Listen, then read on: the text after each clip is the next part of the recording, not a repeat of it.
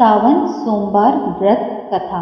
तो चलिए आज मैं आपको सावन व्रत कथा सुनाती हूँ। किसी नगर में एक साहूकार रहता था जिसके घर में धन की कभी कोई कमी नहीं थी, परंतु उसके यहाँ कोई संतान नहीं था, जिस कारण वह बहुत दुखी रहता था। पुत्र प्राप्ति के लिए वह हर सोमवार व्रत भी रखता था और पूरी श्रद्धा के साथ भगवान शिव के मंदिर जाकर भगवान शिव और माँ पार्वती जी की आराधना करता था। उसकी भक्ति भाव से माँ पार्वती प्रसन्न हो गई और भगवान शिव से उस साहूकार की मनोरथ पूर्ण करने का आग्रह करने लगी। पार्वती जी की इच्छा सुनकर भगवान शिव ने कहा कि हे पार्वती, इस संसार में हर प्राणी को उसके कर्मों का फल मिलता है और जिसके भाग्य में जो है उसे भोगना पड़ता है। लेकिन पार्वती जी ने साहूकार की भक्ति का मान रखने के लिए उसकी मनोकामना पूर्ण करने के लिए कहा। माता पार्वती के आग्रह पर भगवान शिव ने साहूकार को पुत्र प्राप्ति का वरदान दे दिया, परंतु यह भी कहा कि इस बालक की उम्र केवल 12 वर्ष ही होगी। माता पार्वती और भगवान शिव की बातचीत को साहूकार सुन रहा था, जिसे सुनकर न तो उसे कोई खुशी थी और न ही दुख। पहले की तरह ही वो शिव पूजा करता रहा। कुछ समय के बाद साहूकार को पुत्र की प्राप्ति हुई। जब वह बालक 11 वर्ष का हुआ तो उसे पढ़ने के लिए काशी भेजा गया। साहूकार ने पुत्र के मामा को बुलाया और उससे बहुत सारा धन दिया और कहा कि तुम इस बालक को काशी विद्या प्राप्त करने के लिए ले जाओ और मार्ग में यज्ञ कराते जाना। जहाँ भी यज्ञ कराओ वहाँ ब्राह्मणों को भोजन कराकर दक्षिणा देते हुए जाना। दोनों मामा भांजे इसी तरह यज्ञ कराते और ब्राह्मणों को दान दक्षिणा देते हुए काशी की तरफ चल पड़े। रास्ते में एक नगर पड़ा जहाँ नगर के राजा की कन्या का विवाह था, लेकिन जिस राजकुमार से उसका विवाह होने था वह एक आंख से काना था, जिसकी जानकारी लड़की और उसके घर वालों को नहीं थी। राजकुमार के पिता ने अपने पुत्र के काना होने की बात को छुपाने के लिए एक चाल सोची।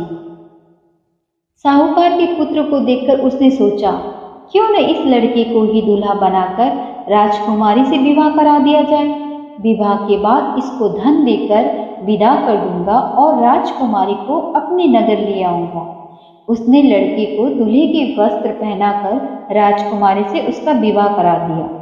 लेकिन साहूकार का पुत्र ईमानदार था। उसने मौका पाकर राजकुमारी की चुन्नी पर लिख दिया कि तुम्हारा विवाह तो मेरे साथ हुआ है, लेकिन जिस राजकुमार के साथ तुम्हें भेजा जाएगा वह एक आंख से काना है। मैं तो काशी पढ़ने जा रहा हूँ। राजकुमारी ने चुन्नी पर लिखी बात अपने माता पिता को बताई। राजा ने अपनी पुत्री को विदा नहीं किया। दूसरी ओर साहूकार का लड़का और उसका मामा काशी पहुंचे और वहां जाकर उन्होंने यज्ञ किया। जिस दिन लड़के की आयु 12 साल की हुई उसी दिन यज्ञ रखा गया। लड़के ने अपने मामा से कहा कि मेरी तबीयत कुछ ठीक नहीं है। मामा ने कहा कि तुम अंदर जाकर सो जाओ। शिव जी के वरदान अनुसार कुछ ही देर में उस बालक के प्राण निकल गए। मृत भांजे को देखकर उसके मामा ने विलाप शुरू किया। संयोगवश उसी समय शिव जी और माता पार्वती उधर से जा रहे थे। पार्वती ने भगवान से कहा, स्वामी, मुझे इसके रोने के स्वर सहन नहीं हो रहा। आप इस व्यक्ति के कष्ट को अवश्य दूर करें। जब शिव जी मृत बालक के समीप गए तो बोले कि यह उसी साहूकार का पुत्र है जिसे मैंने 12 वर्ष की आयु का वरदान दिया। अब इसकी आयु पूरी हो चुकी है। लेकिन मातृ भाव से विभोर माता पार्वती ने कहा, हे महादेव, आप इस बालक को और आयु देने की कृपा करें, अन्यथा इसके वियोग में इसके माता पिता भी तड़प तड़प कर मर जाएंगे। माता पार्वती के आग्रह पर भगवान शिव ने उस लड़के को जीवित होने का वरदान दिया। शिव जी की कृपा से वह लड़का जीवित हो गया। शिक्षा समाप्त करके लड़का मामा के साथ अपने घर चल दिया। दोनों चलते हुए उसी नगर में पहुंचे जहां उनका विवाह हुआ था। उस नगर में भी उन्होंने यज्ञ का आयोजन किया। उस लड़के के ससुर ने उसे पहचान लिया और महल में जाकर उसकी खातिरदारी की और अपनी पुत्री को विदा किया।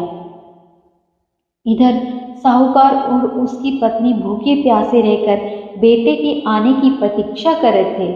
दोनों ने प्रण लिया था कि यदि उन्हें अपने बेटे की मृत्यु का समाचार मिला तो वह अपने शरीर त्याग देंगे, परंतु अपने बेटे के जीवित होने की बात सुनकर वह बेहद प्रसन्न हुए। उसी रात भगवान शिव ने या व्यापारी के सपने में आकर कहा, मैं तेरे सोमवार के व्रत करने और व्रत कथा सुनने से प्रसन्न होकर तेरे पुत्र को लंबी आयु प्रदान कर रहा हूँ। इसी प्रकार जो कोई सोमवार व्रत करता है और कथा सुनता है उसके सभी कष्ट दूर होते हैं।